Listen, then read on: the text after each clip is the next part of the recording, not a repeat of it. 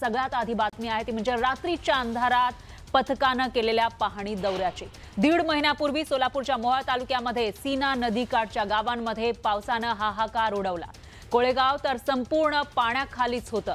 गेल्या 1.5 महिन्यांपासून नुकसानग्रस्त भरीव मदतीच्या प्रतीक्षेत आहेत। अशा वेळी कोळेगावात रात्रीच्या अंधारात केंद्राचं पथक आलं आणि टॉर्चच्या उजेडात अवघ्या 20 मिनिटांमध्ये पाहणी करून शेतकऱ्याच्या जखमेवर मीठ चोळून गेलं।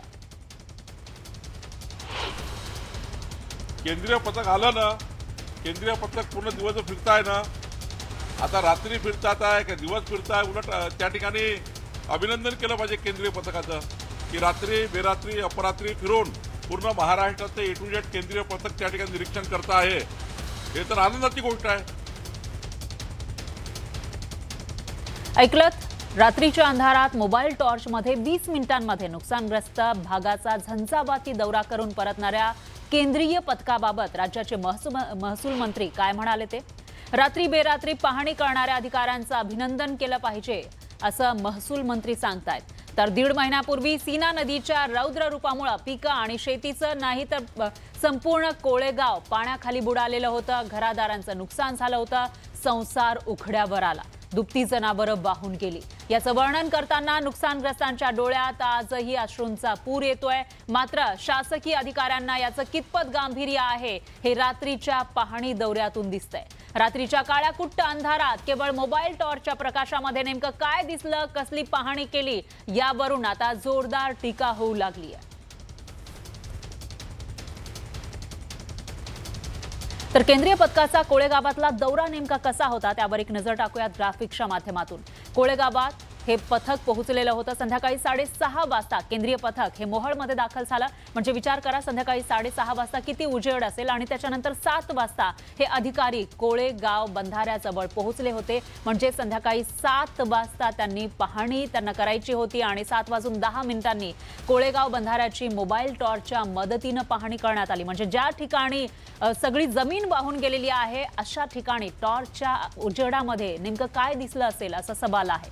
तर 7:10 नुकसानग्रस्त शेतकऱ्यांशी या पथकानं संवाद साधला आणि त्याच्यानंतर लगेचच 7:20 हे पथक सोलापूरकडे रवाना झालं। त्यामुळे मोबाईल टॉर्चच्या प्रकाशामध्ये नेमकं काय पाहिलं असा सवाल या ठिकाणी उपस्थित होतोय आणि मोबाईल टॉर्चच्या प्रकाशामध्ये आढावा घेतात का हाही सवाल या ठिकाणी उपस्थित होतोय। यानंतर पाहूया झंझावाती दौऱ्यामध्ये केंद्रीय पथकानं ज्या शेतकऱ्यांशी संवाद साधला ते शेतकरी टॉर्चच्या प्रकाशामध्ये झालेल्या या दौऱ्याबाबत नेमकं काय सांगतायत ते। काय दिसणार आहे तेव्हा एक लय 30 फूट दिसेल, ह्याच्या पुढे काय दिसणार आहे?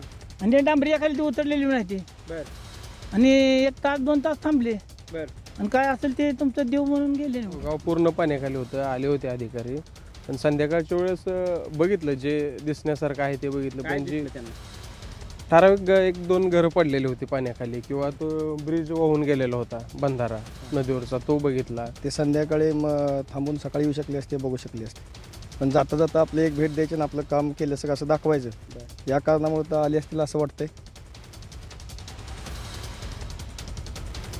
तर आता या पथकाला नेमकं काय दिसलं असेल आणि त्यानंतर या शेतकऱ्यांना नेमकी काय मदत मिळणार हा सवाल आहे।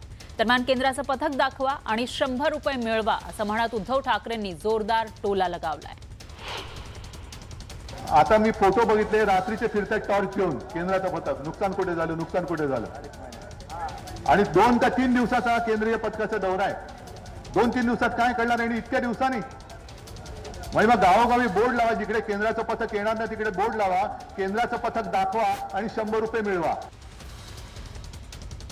दरम्यान टॉर्चच्या प्रकाशामध्ये केलेल्या या पाहणीवरून होणाऱ्या टीकेनंतर प्रशासनानं यू टर्न घेतलाय।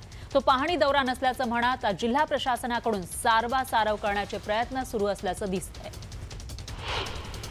कोळेगाव आणि आष्टे या गावामध्ये त्यांना शेतकऱ्यांबरोबर पुराच्या परिस्थितीबद्दल काही माहिती विचारण्यासाठी त्यांच्याबरोबर चर्चा केली आणि त्याच गावामध्ये झाडावरती 2 तरुण अडकले होते। त्या तरुणांना बाहेर काढताना कशा पद्धतीने रेस्क्यू ऑपरेशन केलं याच्याबद्दलही त्यांनी माहिती घेतली। काल त्यांचा उद्देश येताना फक्त पूर परिस्थितीच्या तीव्रतेची माहिती घेणे हा होता। त्यांनी काल कुठलीही पाहणी केली नव्हती.